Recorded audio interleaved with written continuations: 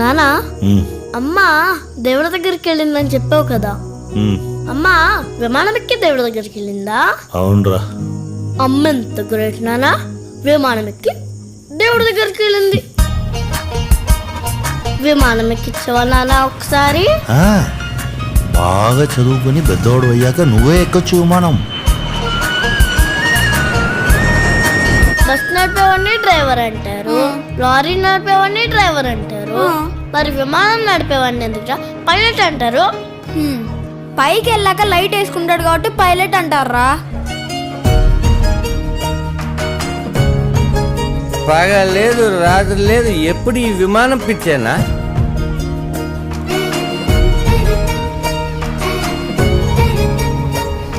నాకు ఇష్టమైన చూపిస్తానంటే ఏంటో అనుకున్నా, భలే ఉందిరా. లోపలికి వెళ్ళి చూద్దాం, ఇంకా బాగుంటది. తిడతారేమోరా.